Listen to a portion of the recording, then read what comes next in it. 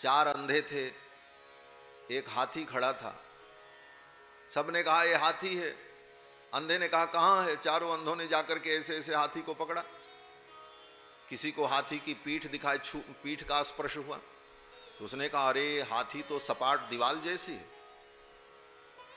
किसी ने हाथी के पैर को पकड़ा तो उस अंधे ने कहा नहीं नहीं, दीवार जैसी नहीं है, वो तो खंभे जैसी है।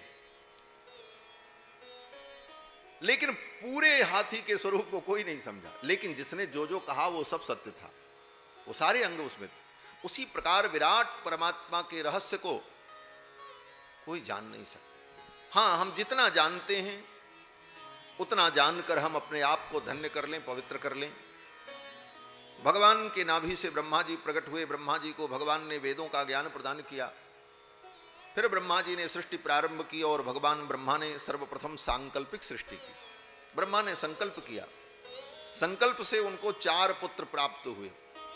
ये 4 पुत्र किसी मां से नहीं पैदा हुए, ये सृष्टि प्रारंभ में सांकल्पिक थी। ब्रह्मा ने संकल्प किया, 4 लोग प्रकट हो गए, सनक, सनंदन, सनातन, सनत कुमार। ब्रह्मा जी ने कहा मेरी आज्ञा है सृष्टि करो, इस सृष्टि के कार्य को तुम बढ़ाओ, मेरे पुत्र हो, तुमको मैंने उत्पन्न किया है। सनकादिकों ने कहा सृष्टि को बढ़ाने का मतलब क्या है? ब्रह्मा ने कहा जैसे तुमको हमने उत्पन्न किया ऐसे तुम भी लोगों को उत्पन्न करो, तब ये सृष्टि बढ़े। सनकादिकों ने कहा आपको किसने उत्पन्न किया? तो ब्रह्मा जी ने कहा हमको भगवान ने उत्पन्न किया। सनकादिकों ने कहा भगवान को किसने उत्पन्न किया? तो ब्रह्मा जी ने कहा भगवान को किसी ने उत्पन्न नहीं किया, वो अनादि हैं और वो सदा हैं, वो ही सबको उत्पन्न करते हैं। तो सनकादिकों ने कहा जब सबको उत्पन्न करने वाले भगवान हैं तो मैं इस लफड़े में क्यों पड़ूं, हम तो उन्हीं का भजन करेंगे। चारों विरक्त हो गए, भगवान का भजन करने के लिए निकल पड़े। ब्रह्मा जी को बड़ा दुख हुआ। कोई व्यक्ति अपनी गृहस्थी बढ़ाना चाहे और उसके बेटा बेटी उसमें सहयोग न करें तो उसको दुख तो होगा ही। ब्रह्मा को दुख हुआ। तब ब्रह्मा जी को जब दुख हुआ थोड़ा क्रोध भी आया। क्रोध आया तो तमोगुण बढ़ा और तमोगुण बढ़ने पर ब्रह्मा के भ्रिकुटी के मध्य से एक बालक प्रकट हुआ और वो बालक जोर जोर से रोने लगा।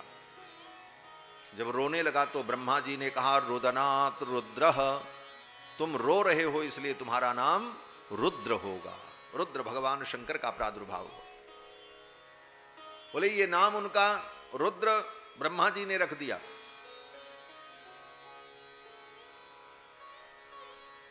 क्योंकि रो रहे थे इसलिए उनका नाम रुद्र।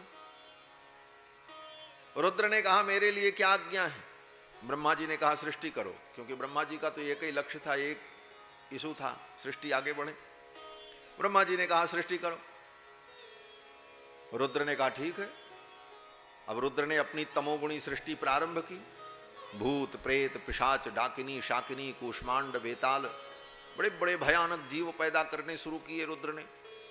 ब्रह्मा ने कहा अलम बस करो। बोले क्यों?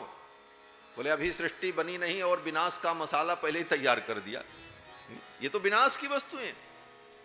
तब ब्रह्मा जी ने, भगवान रुद्र ने कहा हमारे लिए क्या आज्ञा है? ब्रह्मा जी ने कहा जाओ तुम भी तपस्या ही करो। चले गए और जाकर के भगवान शिव भगवान का ध्यान करने लगे। भगवान रुद्र जब प्रकट हुए तो उनका शरीर नील लोहित वर्ण था। भागवत में वर्णन है। नील लोहित वर्ण का मतलब होता है जैसे शरीर में कहीं चोट लग जाए तो खून जम जाता है तो काले रंग का धब्बा जैसा हो जाता है।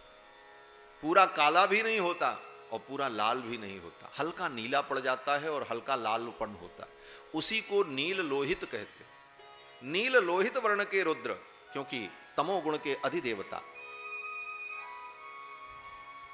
फिर भगवान रुद्र ने जाकर के जब तप किया तो तप के द्वारा, साधना के द्वारा अपने अंदर सत्व गुण का उत्कर्ष किया जाता है।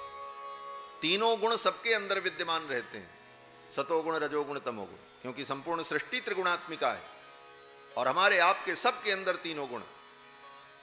अब प्रयास यही करना है अपने साधन के द्वारा कि हमारा तमोगुण और रजोगुण ये दोनों नियंत्रित हो जाए और सतोगुण ही प्रकाशित हो, अन्यथा वो तमोगुण रजोगुण हमें बंधन में डालेगा, दुख में डालेगा।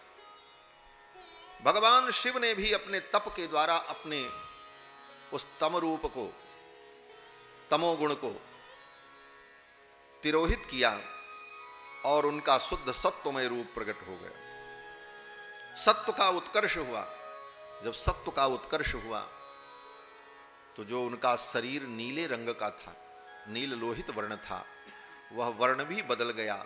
दूध के समान भगवान शंकर का स्वरूप हो गया। जैसे दूध सफेद होता है सत्वमय, जैसे कपूर सफेद होता है, इसीलिए भगवान शंकर की स्तुति में कहते हैं कर्पूर गौरम करुणावतारम संसार सारम भुजगेंद्रहारम सदा वसंतम हृदयारविंदे भवम भवानी सहितम नमामि। कर्पूर गौरम, जैसे कपूर, गौरम माने गोरा होता है, सफेद होता है। ये गोरा शब्द उसी गौर शब्द से ही बना है। हिंदी में कहते हैं बड़े गोरे हैं, मूल शब्द गौर है। तो कर्पूर गौरम, कपूर के समान गौर वर्ण उनका हो गया और भगवान के भजन में लगे। तब फिर ब्रह्मा जी ने सोचा आप क्या करें। तब ब्रह्मा ने प्रजापतियों को उत्पन्न किया, पुलस्त पुलह क्रतु अंगिरा वशिष्ठ इत्यादि प्रजापतियों को उत्पन्न किया। और फिर ब्रह्मा जी ने सोचा अब कहां तक हम संकल्प करके सृष्टि बनाएंगे, अब कुछ ऐसा करें कि सृष्टि अपने आप चलने लग जाए। तब ब्रह्मा जी ने अपने संकल्प से, अपने शरीर से ही आधे भाग से एक स्त्री को प्रकट किया और आधे भाग से एक पुरुष को प्रकट किया।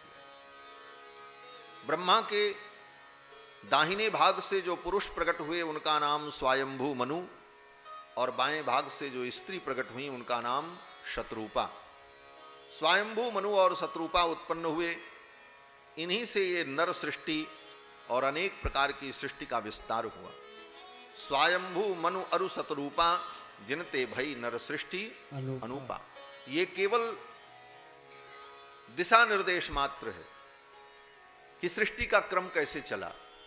ये इतनी विराट सृष्टि, 84 लाख योनियां, कहां से कौन कैसे पैदा हुआ, किस रूप में परिवर्तित हुआ, इसका पूरा विज्ञान कोई वर्णन नहीं कर सकता। केवल इतना ही समझना है कि यह संपूर्ण सृष्टि भगवान से उत्पन्न हुई। इस सृष्टि के मूल भगवान है, कारण भगवान है। इसीलिए संकल्प में आज भी कहा जाता है विष्णुर विष्णुर विष्णु श्रीमद् भगवतो महापुरुषस्य विष्णोर आज्ञया प्रवर्तमानस्य। ये संपूर्ण सृष्टि भगवान के संकल्प से, उनकी आज्ञा से प्रवर्तमान है और सबके मूल कारण भगवान है। स्वयंभू मनु और शतरूपा जब प्रकट हुए तो ब्रह्मा जी ने कहा सृष्टि करो। कहां? बोले पृथ्वी पर। बराह भगवान ने प्रकट होकर के पृथ्वी का उद्धार किया। फिर पृथ्वी पर स्वयंभू मनु और शतरूपा के द्वारा सृष्टि का विस्तार होता है। गंगा और जमुना नदी के मध्य में जो भूभाग ब्रह्मावर्त, वहीं पर